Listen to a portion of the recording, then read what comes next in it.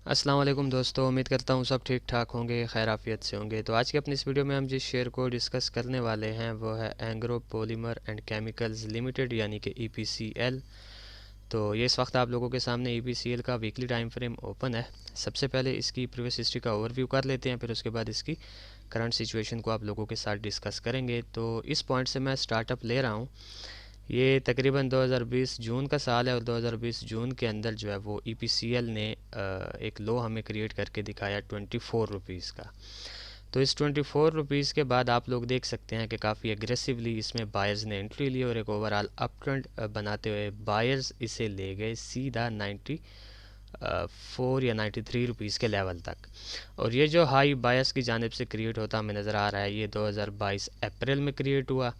तो इस हाई को क्रिएट करने के बाद आप लोग देख सकते हैं कि इसमें काफ़ी एग्रेसिवली सेलर्स ने एंट्री ली और सेलर्स जो है वो इसे ले आए तकरीबन 40 रुपीज़ के लेवल तक। तो ये जो 40 रुपीज़ का यहाँ पर सेलर्स ने लो क्रिएट किया, इस लो को क्रिएट करने के बाद काफ़ी टाइम तक जो है वो ईपीसीएल ने ख़ुद को इस रेंज के अंदर जो है वो सस्टेन किया। इस रेंज की जो अपर साइड थी वो 50 रुपीज़ की थी, लोअर साइड थी वो 40 रुपीज़ की थी। और ये जो रेंज है ये इनकी कंटिन्यू रही 2022 दिसंबर से लेकर आलमोस्ट 2024 अगस्त तक। मीन्स के आलमोस्ट जो है वो 1.5 साल इसने ख़ुद को इस रेंज के अंदर सस्टेन रखा और एट लास्ट इस एरिया पर यानी कि 2024 अगस्त यानी 19 अगस्त को इसने अपनी इस रेंज को डाउन साइड की जाने ब्रेक किया। और आप लोग देख सकते हैं कि इस लेग में आपको ठीक ठाक सेलर्स का प्रेशर भी देखने को मिल रहा होगा। तो इस रेंज को ब्रेक करने के लिए सेलर्स ने यहाँ पर जो है वो अपनी पावर दिखाई और सेलर्स ने इसमें एक लो क्रिएट करके दिखाया तकरीबन 30 रुपीज़ का।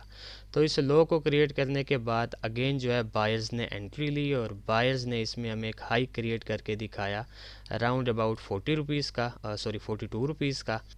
और इस लो के बाद आप लोग देख सकते हैं कि अब जो है ये ट्रेड हो रहा है तकरीबन 35.76 के राउंड अबाउट। अच्छा, अब यहाँ पर एक चीज़ तो हमें वाज़िया हो गई कि ईपीसीएल का जो मेजर ट्रेंड है वो इस वक्त डाउन ट्रेंड है, बट माइनर ट्रेंड के अंदर ये हमें अप ट्रेंड में बनता हुआ नज़र आ रहा है। मींस के शॉर्ट टर्म के लिए ये हमें अपसाइड की मूव दिखा सकता है।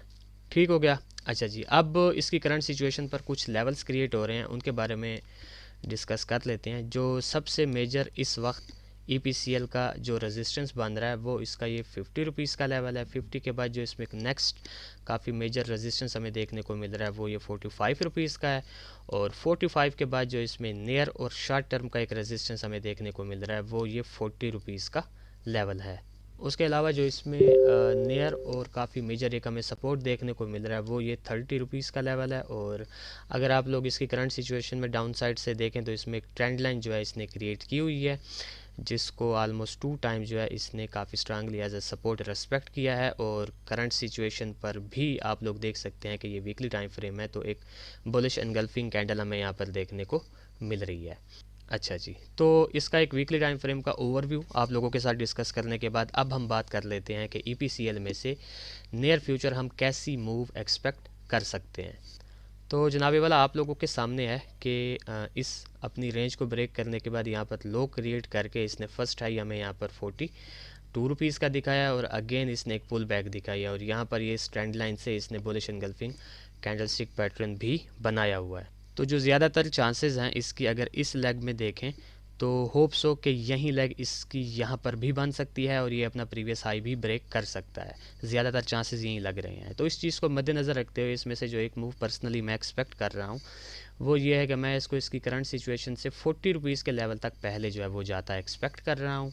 इस 40 रुपीज़ के लेवल पर दो चीज़ें पॉसिबल हो सकती हैं, या तो ये यहाँ से रिजेक्ट होकर अगेन इस लोअर ट्रेंड लाइन तक आएगा या फिर इस 40 रुपीज़ को ब्रेक करके ये एक न्यू हाई हमें दिखाएगा जो कि होगा इसका 45 रुपीज़ के लेवल तक, यानी अपने प्रीवियस हाई को ये इस एरिया पर ब्रेक करेगा। तो ये बेसिकली मैं फ़िलहाल की घड़ी इसमें से जो है वो एक सिनेरियो बनता एक्सपेक्ट कर रहा हूँ। अब सेम इसी तरह इसमें से जो इसका एक सेकंड सिनेरियो बन सकता है वो जनाबे वाला तब पॉसिबल होगा कि अगर ये इस ट्रेंड लाइन को in any case down side की जाने ब्रेक कर देता है। तो चाहे तो ये यहीं से डाउन आके ब्रेक करे, बट उसके जो है वो चांसेस पॉसिबल नहीं है क्योंकि यहाँ पर इसने बुलिश एनगल्फिंग कैंडलस्टिक पैटर्न बनाया हुआ है।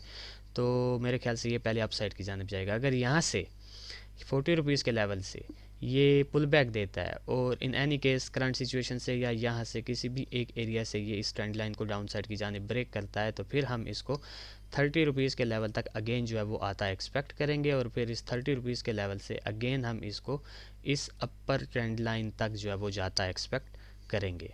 तो ये फ़िलहाल की घड़ी मैं इसमें से जो है वो एक सेकंड सिनेरियो बनता एक्सपेक्ट कर रहा हूँ।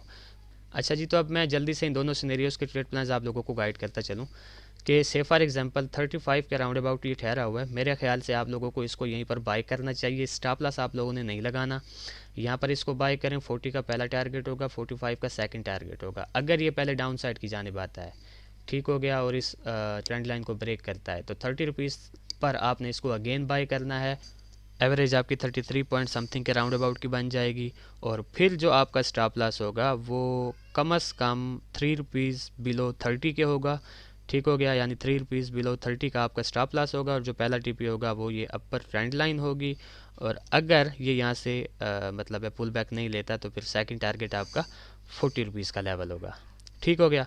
तो ये एक बड़ा सिंपल सा शॉर्ट सा एनालिसिस था ईपीसीएल शेयर के रिलेटेड। तो देखते हैं कि नियर फ्यूचर ईपीसीएल हमारे इन दो सिनेरियोज़ में से किस सिनेरियो को फॉलो करता है। फिर इंशाल्लाह नेक्स्ट वीडियो में आप लोगों के साथ मुलाकात होगी।